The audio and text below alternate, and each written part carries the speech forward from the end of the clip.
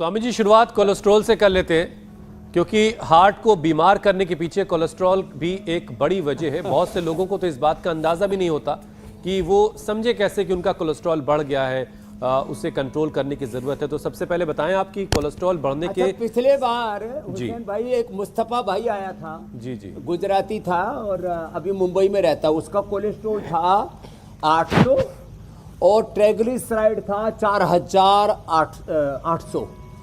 और वो फिर दोबारा मेरे से कल मिला। मैंने कहा भाई क्या हाल है मुस्तफा भाई? अरे बोले स्वामी जी 150 कोलेस्ट्रॉल रहता है और ट्राइग्लिसराइड तो 125 से ऊपर ही नहीं जाता। तो देखो ये मैंने उनको इंडिया टीवी पर दिखाया हुआ था एक बार, इसलिए मैंने मुस्तफा का नाम लिया। हमारे मुस्लिम भाई हैं। और ट्राइग्लिसराइड कितना? 4800, कोलेस्ट्रॉल 700-800। दही ऐसे खून ऐसे जम गया था दही की तरह। तो क्या किया, उनको हमने लौकी का तो जूस पिलाया, उसके साथ अर्जुन घनवटी या हृदयामृत दे दिया। एक ये लिपिडोम बड़ा ज़बरदस्त है, लिपिडोम 2 गोली खिला देते हैं। और ये जो अभ्यास है ना, आपने तो कोलेस्ट्रॉल का ही पूछा, मैं कोलेस्ट्रॉल और मोटापा ये 2 बड़ी वजह हैं हार्ट की। और एक रिदम भी आ जाता है, एक रिदम के साथ करो दोनों अभ्यास ऐसे। और गर्म पानी पियो, अर्जुन की छाल दालचीनी का पानी पियो, और खाने में फैट कम कर दो। और अनहेल्दी फैट तो बिल्कुल ही नहीं खाना। जैसे बच्चा बता रहा था, बोली तो बच्चा है, इसने कुरकुरे, चुरचुरे, मुरमुरे, टोटरे, कुरकुरे, ये बहुत अलग अलग प्रकार के ऐसे जो चीज़ें खाता रहा और शुगर हो गया। तो फैट जो है ना, या तो लिवर पे जाके जम जाता है या पेनक्रियाज के चारों ओर घेरा बना लेता है और पेनक्रियाज का गला घोट देता है। चलो उधर पैर करो, इधर सिर करो, लेटो। अब किसी का कोलेस्ट्रॉल नहीं बढ़ेगा।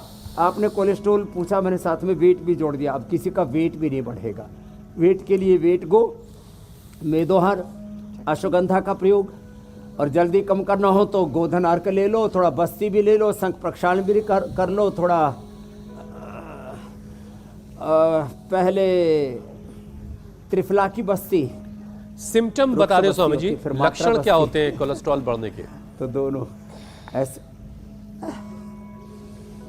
कोलेस्ट्रॉल बढ़ने का सामान्य लक्षण होता है आंखों के ऊपर नीचे थोड़े से निशान आने लगते हैं, एक।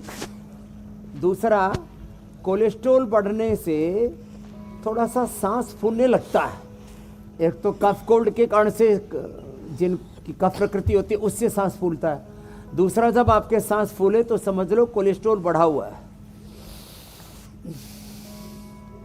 और वेट भी बढ़ा हुआ है और आप ज़्यादा फैटी चीज़ें खा रहे हो, heavy salt, heavy sugar intake और पैक्ड फूड, ये तो सब कोलेस्ट्रॉल को बढ़ाते ही हैं।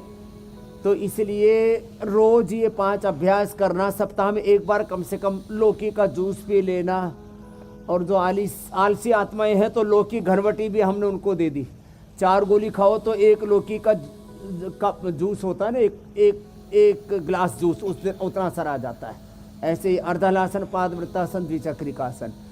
कोलेस्ट्रॉल जेनेटिकली भी बढ़ता है, किसी का जेनेटिकली भी कोलेस्ट्रॉल बढ़ता है। ऐसा किसी का मेटाबॉलिज्म बहुत डिस्टर्ब रहता है, उससे भी कोलेस्ट्रॉल बढ़ता है।